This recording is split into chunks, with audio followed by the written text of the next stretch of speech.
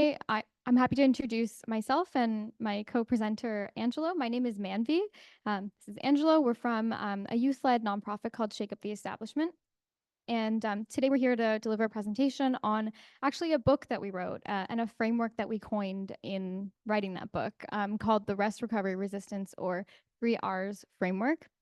And this framework, which I will dive into a lot deeper, but in an essence, it's to help advance climate justice by helping to sustain long-term community organizing practices amidst all of the complex climate emotions that many organizers, particularly youth, feel throughout this work.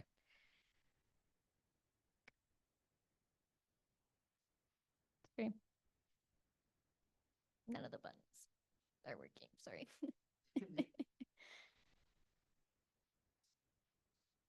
Yeah, I can do that. That's okay. Oh, sure. Hmm. There. Hmm. Maybe if you click OK first.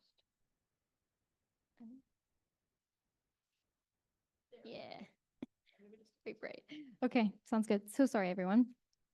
So actually, before we get started, we want to start off with an activity that helps explore one of the prompts that is from the book. Angelo is going to help facilitate this first activity, and I will pass along some worksheets and resources. So yeah, Angelo, I'll pass it to you. Thanks, Manvi. So for this activity, to ground ourselves in this space, as Manvi said, we're going to do an exercise adapted from the rest section of the book, Practicing Rest, Recovery, and Resistance, which is our 3Rs framework. So for the next 10 minutes, we invite you to tune into your own mind and body and disconnect from all the other happenings in the space. Feel free to use this paper that is being provided to write or draw your responses to the prompts or simply reflect inwardly. If you're on Zoom, feel free to just grab a piece of paper or even just reflect. Oh, I guess that's bad. So firstly, start by taking a deep breath.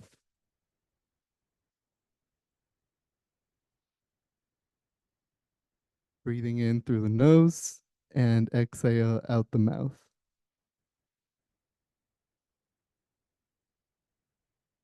This is your invitation to settle in and to be an honest reflection around what rest means to you. How do you feel right now? Draw, scribble, or visualize something that represents the spectrum of sensations that you are feeling right now.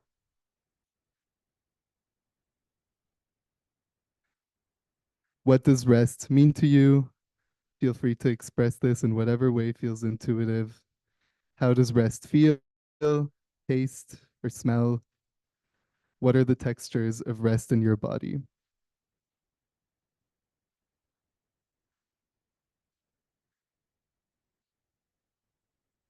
So just do that for a few minutes.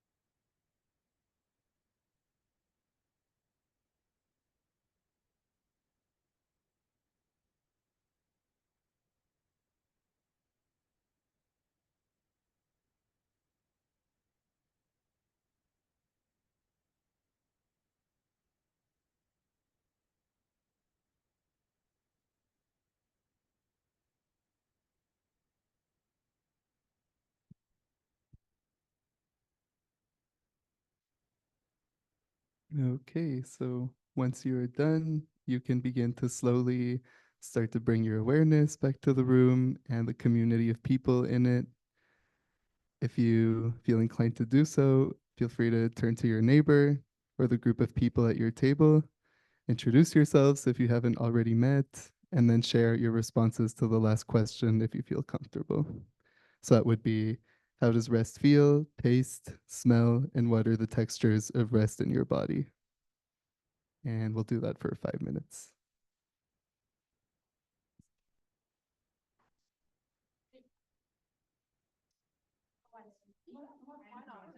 I'll come over.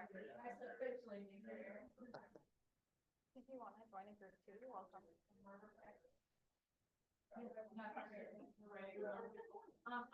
This is more central core, right? Yeah, I think it's not even 155. Okay. Yeah, and then just bring it back. I'll keep it. No problem.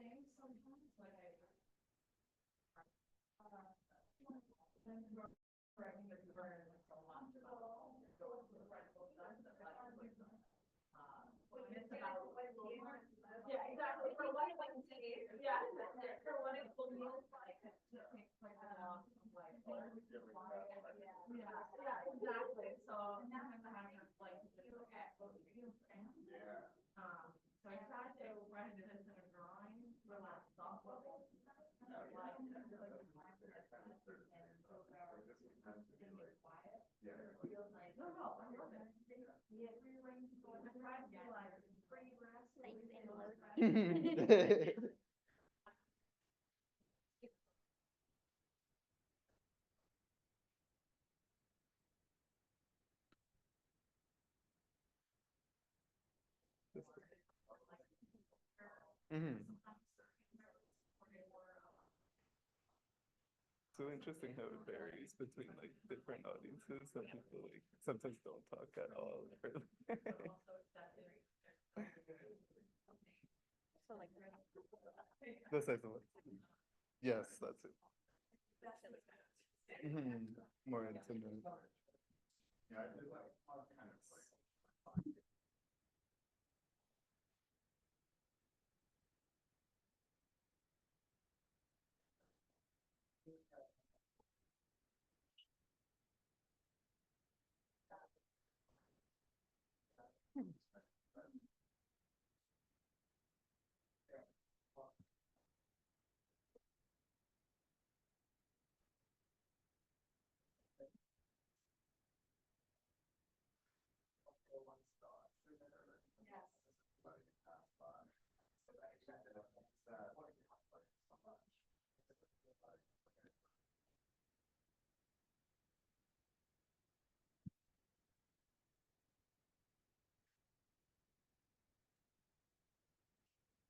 Okay. Okay. Who we use for the? Oh no, we're using the postcard for that. Yeah. Yeah. Okay. you're such a nice offer. Mm-hmm. They're so cute. You can sit on the chair if you want. I'm happy to sit. Actually, like sit with you. A little bit. Yeah. Oh.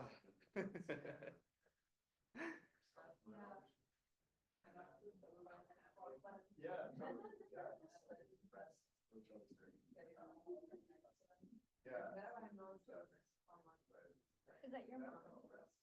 That's my mom and my partner. And your partner? Yeah. I already thought it was covered. Oh, that's so sweet. Yeah. Pacific Spirit one.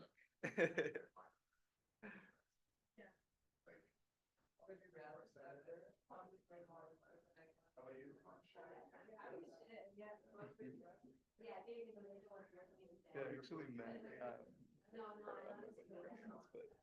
Emily Carr, who was a climate justice forum or something like that. She was like, "Oh, I remember you." I was like, "Yeah." That she That's how it starts. Yeah. And all of a sudden you'll be like, From where?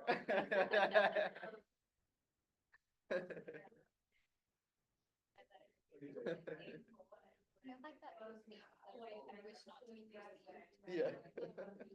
Michael uses that at home, but then like don't you want to not be perceived? And I'm like, yeah, don't perceive me, don't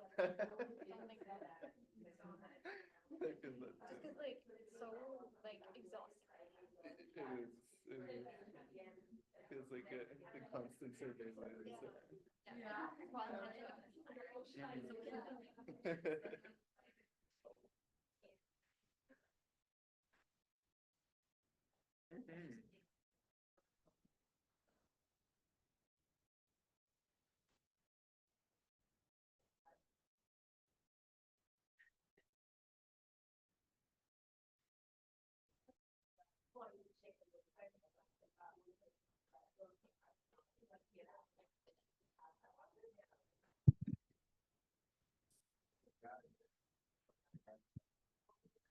One minute warning for everybody.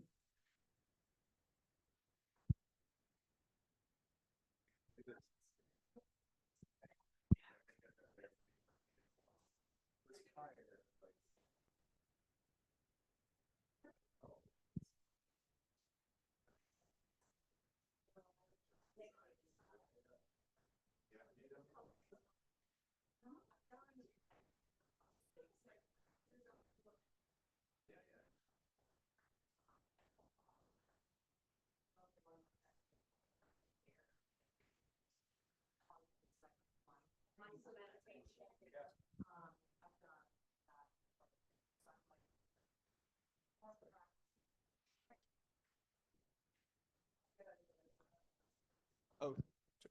Yes. Oh, I'm okay.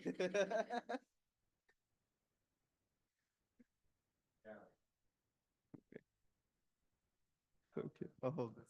Yeah.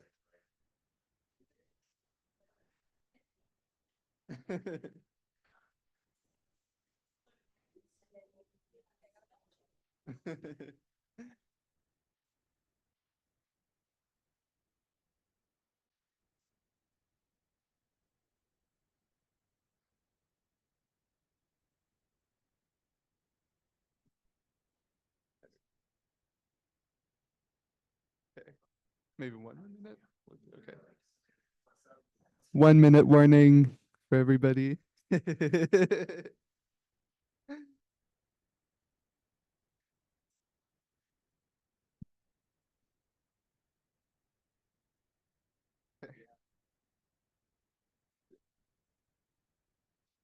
Oh,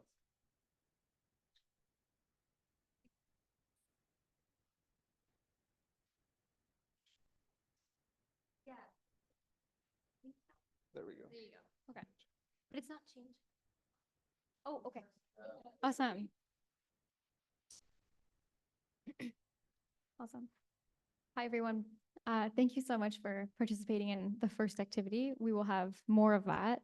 And we just want to say from this booklet, this is like a take-home booklet, and there's 2 other activities from 2 of the other sections of our book. So you're welcome to take it home and keep playing with it if it's of interest to you. And it was great to see some like varied dialogue and like really I heard excerpts, but it's exciting to kind of always, Angelo and I reflecting that this prompt always brings up different things for different audiences. And it's always fun for us as facilitators to like hear and see how it's landing. Very briefly, I will introduce myself and Angelo will also more formally introduce himself because I think it's important for you throughout this presentation to know a little bit more about us and our positionality and like because so much of that informed the experiential knowledge that went into the creation of our framework and our book. So yeah, I'm Manvi. My pronouns are she and her. I have over 15 years of intersectional community organizing experience. I started when I was 10. Um, and I am the president, executive director, and co-founder of Shake Up the Establishment, which is credited as the author of the book because we decided as a collective we wanted that to be the author because there's so many different young people across the country that contributed to the various activities, educational resources, and everything that kind of brought it together. And I'm also a co-editor, so I really worked with my fellow co-editor Celeste, who I can show you a picture of in the book later, who helped bring it all together. In addition to this, I'm actually also a PhD student at UBC. So just wanted to mention that since it's UBC Climate Hope Conference. And I'm in IRES and I do work with respect to intersectional environmental justice and health policy. I'll pass it to Angelo. Thank you. As for myself, My name is Angelo. My pronouns are he, they. I'm grateful to be an uninvited immigrant and settler on the unceded territories of the Musqueam, Squamish, and Tsleil-Waututh peoples of mixed European, Arab, and Mexican ancestry. I was born and raised in what is currently known as Mexico City. I have over 3 years of experience in advocacy, social and environmental justice education, community-based research and engagement. I also went to UBC. I have a BA in political science and international relations, and I'm currently the director of campaigns and partnerships at Shake Up the Establishment and do work in campaigns in BC, such as Subic Oil, or working with the BC Climate Emergency Campaign to enact more bold climate action policy in the province. So yeah, that's a little bit about me. Yes. So there we go. So a little bit about Shake Up the Establishment. We're a national youth-led nonprofit organization dedicated to advancing intersectional climate justice. We do a lot of making policy interventions more accessible to youth, or just engaging in climate justice advocacy. Our founders dreamt up, organized, and registered this organization upon Treaty 3 lands belonging to the Erie, Neutral, Huron-Wendat, Haudenosaunee, and Mississaugas peoples in what is currently known as Ontario. We are humbled to follow the lead of Indigenous-led efforts towards the protection and stewardship of these lands since time immemorial, and of course, although it wasn't created on these lands, we of course respectfully acknowledge that we are on the unceded territory of the Musqueam people here in what is currently known as UBC. Our goals for Shake Up the Establishment is to increase civic engagement. So that means promote informed advocacy and political education through accessible knowledge dissemination surrounding political decision-making processes, such as policies at the federal, provincial, and municipal level, as well as elections. Part of that is also educating and increasing climate literacy among youth and of climate justice in general by contributing to research in this field, and again, disseminating this information through educational and knowledge translation pieces, as well as awareness campaigns. We also engage in collaborative and collective action. We foster meaningful relationships with different community partners across the country and ally organizations to expand and build on initiatives related to climate justice that amplify underrepresented voices. And finally, we maintain accountability for progress. We demand a climate action plan from political leaders to reduce emissions and waste nationwide, as well as to promote renewable energy, conservation, and support structurally marginalized and historically underrepresented communities. And of course, above all, to hold all levels of government accountable for climate action. And our theory of change is basically rests on the values of nonpartisanship, always being community-centered, and as well evidence-informed in everything that we do. Our areas of work include creating an enriched environment for youth to learn and grow, and to leaders in the climate justice movement, but also to sustain the movement. And that is where this book comes in with strategies for rest, recovery, and resistance. And part of the work that we do is political advocacy, policy feedback. Most recently, we've participated in giving feedback for the right to a healthy environment with the federal government, as well as get out the vote campaigns and work, crafting accessible educational and awareness raising resources such as blog posts or research articles, creative communication, campaign design, and again, collaborating directly with historically underrepresented voices in the climate movement. Back to you. Yeah, awesome. So part of this, in designing this workshop, we had conversations about where to, like, what to focus on. Should we focus on book content? Should we focus on, there was a lot of kind of brainstorm. And what we kind of decided on was most important was actually to tell you kind of the journey of Suit in many ways, because the book is a culmination of our experiential knowledge gained after, this is our 5th year.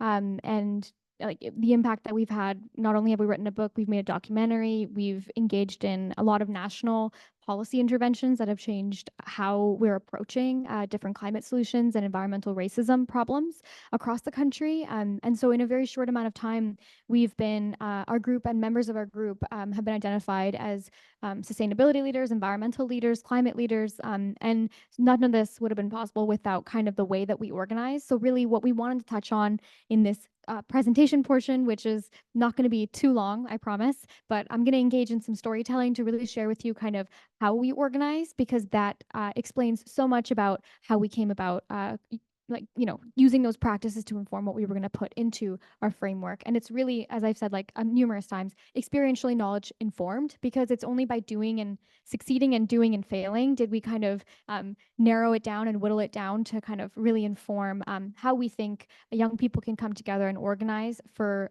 climate justice in the long term across their lifespan. And so yeah, I'll just touch on a couple things that I think are really unique to Shake Up the Establishment and something that we get asked about a lot. And these organizing approach tenets have really shown up in our framework, and really completely, I would say 90% of our framework comes from the trial and error of creating an organizing space, creating a third space for young people that is really inclusive and doesn't mean that in like a tokeny corporate way, and really means that in a way that feels real to the people in our organization. And so some of the things that we've learned in our organization is that volunteering for us is seen as a form of distributive justice and radical change making, and really taking inspiration from Insight Women of Color Against Violence, which is like a series, like a collection. It's a book.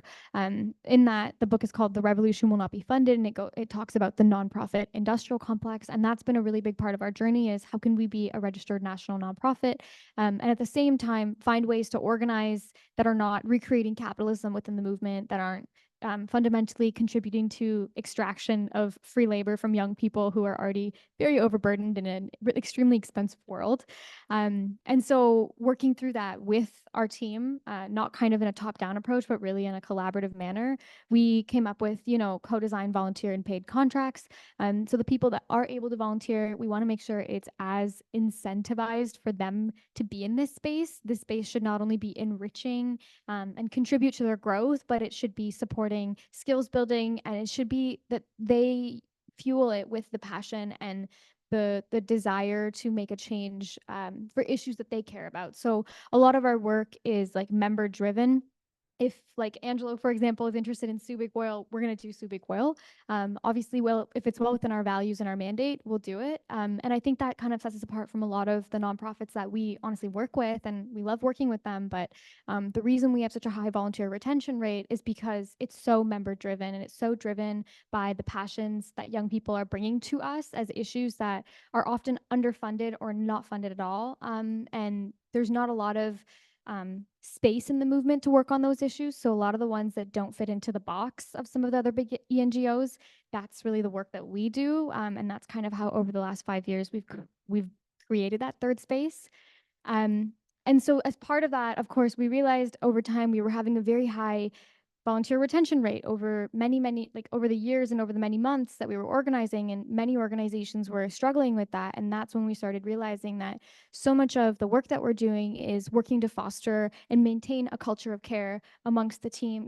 People on our team really do, and again, I don't mean this in the corporate sense, feel like family. We really, we have a director of enrichment in our leadership team whose only job is to make sure that the team is doing well holistically outside of the work that they're doing in the organization, and even through the work that they're doing in the organization. We have no questions asked time off. We really work on just giving people the benefit of the doubt that they are going to do what's healthy for them in that moment. So if they're disengaging, we're not going to assume the worst. And maintaining this culture requires careful caretakers. So all members of our leadership team are kind of like internally promoted, because it requires them to spend time learning about this culture that we're trying to foster.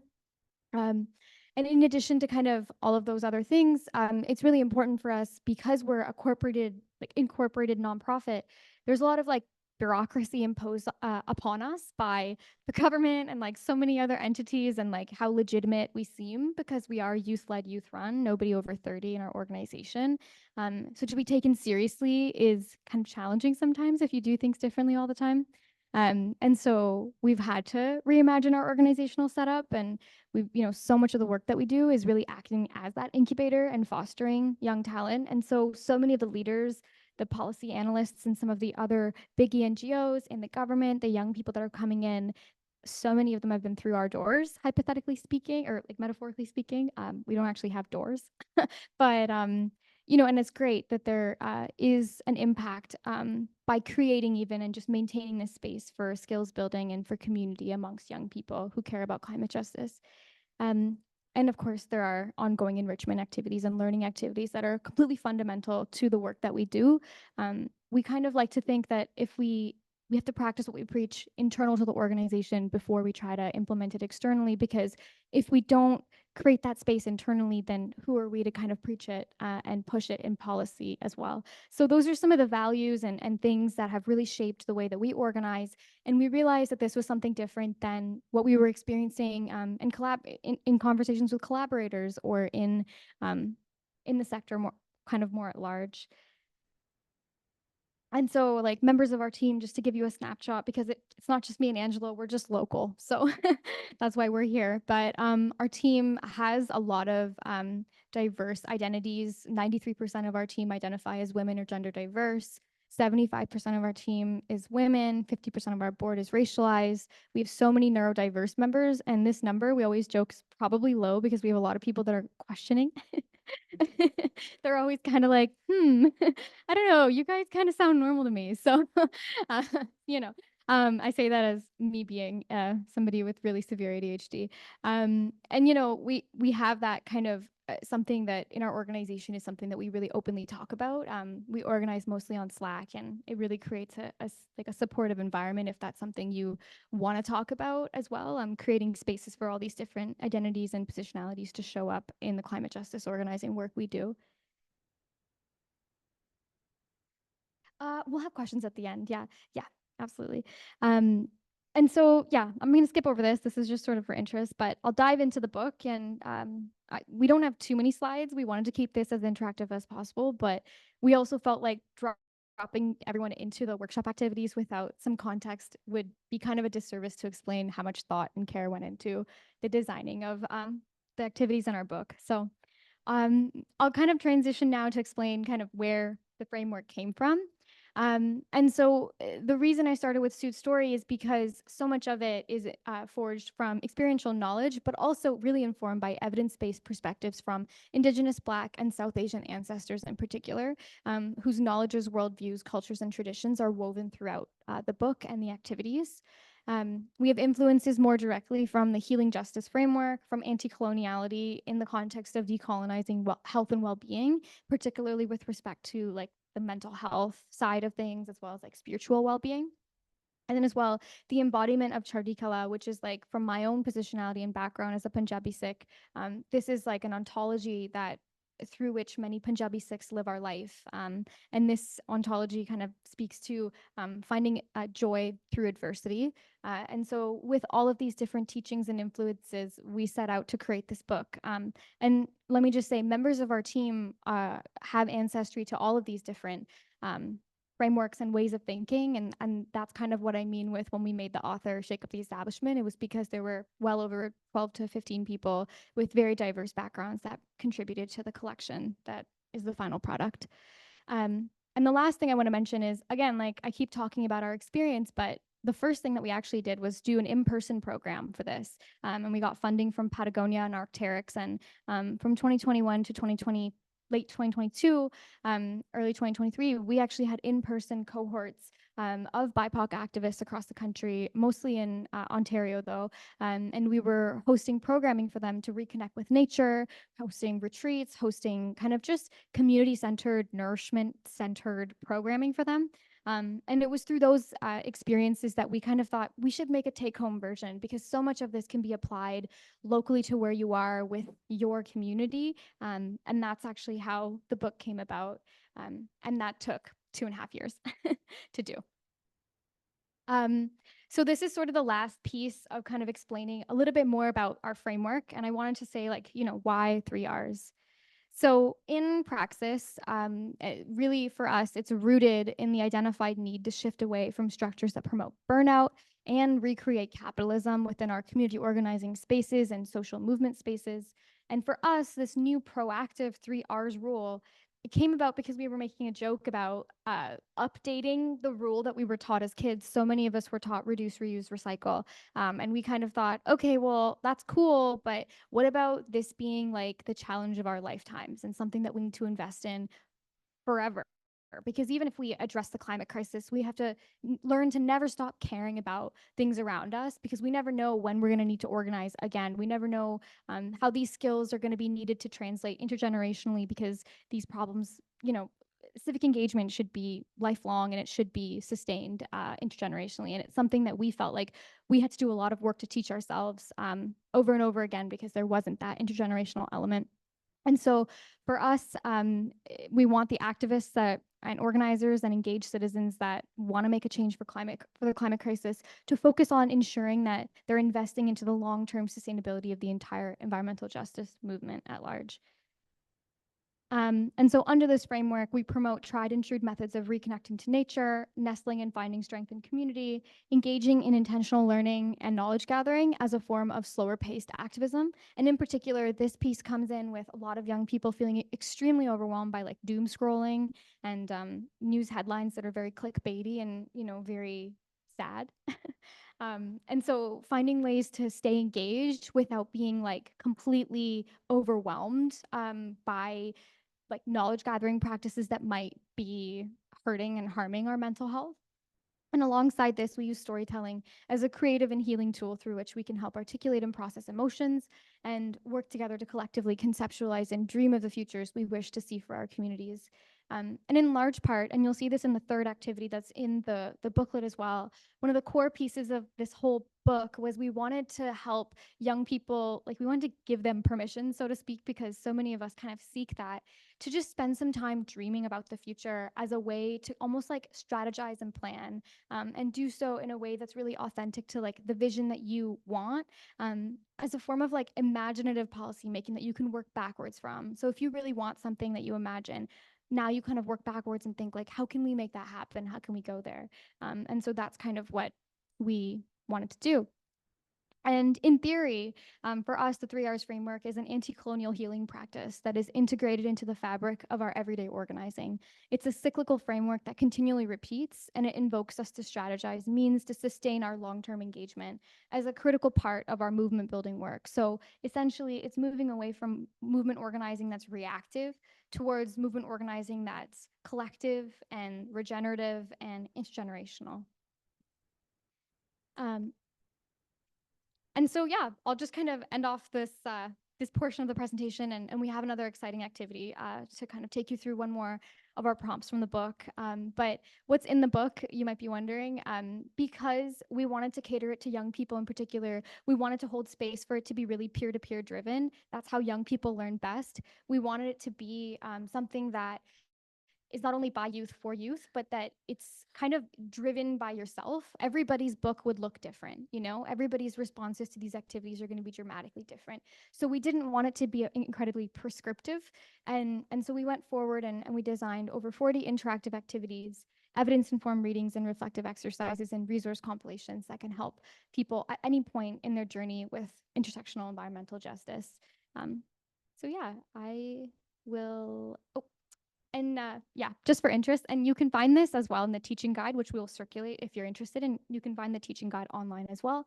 But these are the 3 sections of our book, obviously aligning with our framework, and these are the differences between each of these for us and our team after we spent a lot of time kind of playing and learning and practicing these principles ourselves. For us, like rest, recovery, and resistance, they're not like the same thing. They're all very distinct aspects of this cyclical cycle that we want people to kind of go through. So if you're feeling overwhelmed, maybe it's time to cycle back through. And maybe you're at a certain point in this longer, maybe you're in the resistance phase for a bit longer, and that's okay. And maybe some of these are co-occurring for you. So again, it's not a very prescriptive framework in that way. It's something that's meant to be something that you can play with and find how it can work for you in your life.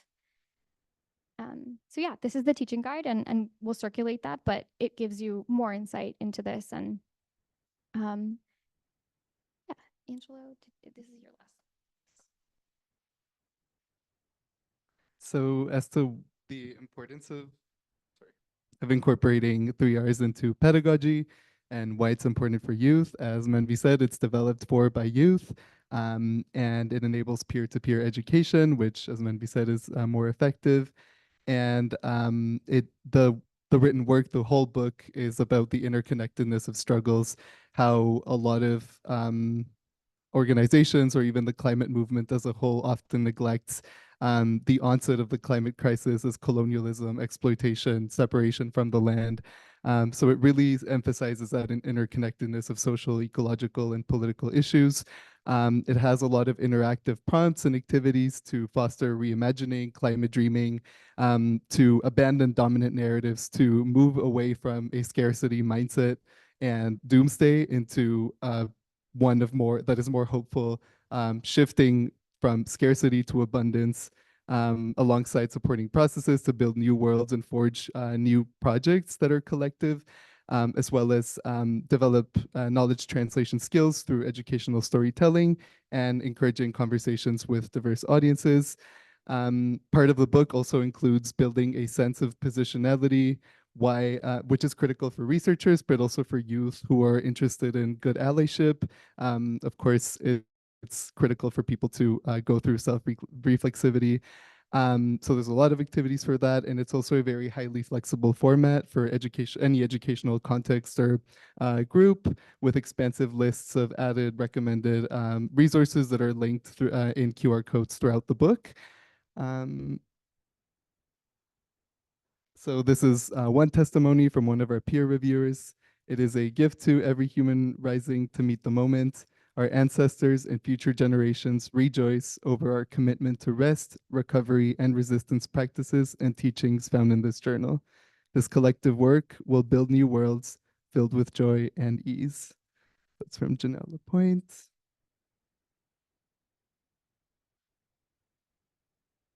This one, okay. Yeah. And finally, if you'd like to support our work any further, you can buy our book. We brought a few copies with us today, and they come with a little cute sticker sheet as well. You can also, and also if you get professional development within your organization or higher education institution, you can get, you can use that professional development money for it. Forward our emails to your contacts, department listservs, or other relevant education networks or climate networks. You can also invite us to speak to any educational or work setting. Manvi and myself, as well as many other members of our organization, have done numerous speaking engagements. You can email us at info@shakeuptheStab.org. You can also hire us for your professional service needs, such as campaign development, policy analysis, or content creation as well. You can also subscribe to our quarterly newsletter and donate to our organization. We are youth-led and largely volunteer-run, as Manvi said. And finally, you can follow us on social media. We have Instagram, LinkedIn, Facebook to keep up with our work.